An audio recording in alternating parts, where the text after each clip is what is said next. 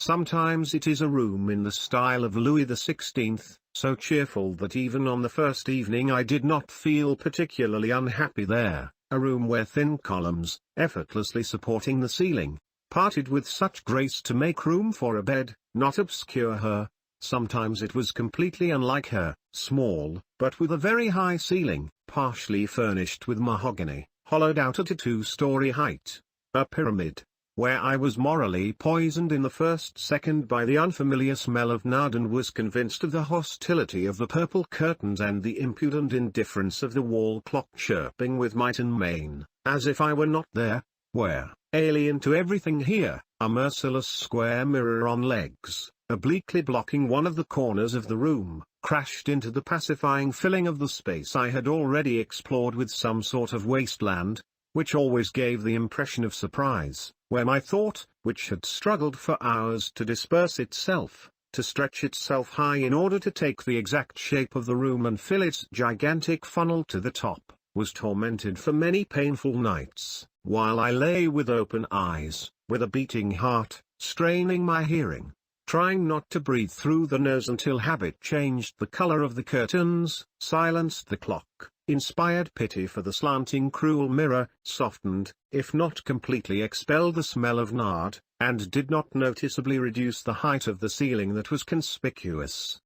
A skillful habit, but too slow a beautician. At first, she does not pay attention to the torments that our consciousness endures for whole weeks in temporary dwellings, and yet the one who acquired it is happy, because without habit, on our own, we could not make a single room suitable for habitation.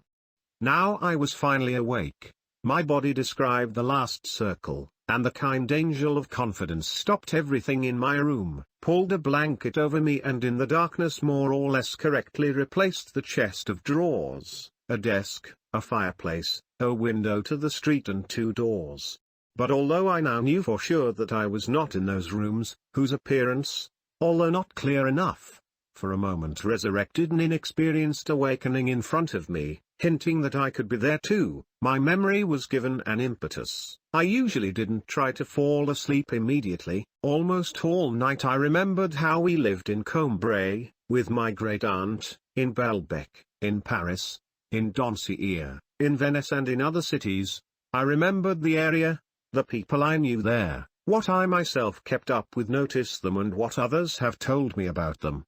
In Combray, at dusk, until the moment when I had to go to bed, my bedroom, where I languished without sleep, away from my mother and grandmother, turned for me into a painful center of anxiety. Since my view in the evenings was miserable, someone came up with an entertainment for me. Before dinner, a magic lantern was attached to my lamp, and, like the first architects and glass artists of the Gothic era, the lantern transformed impenetrable walls into ghostly play of light, into supernatural visions of many colors, into living legends, written on flickering, shifting glass.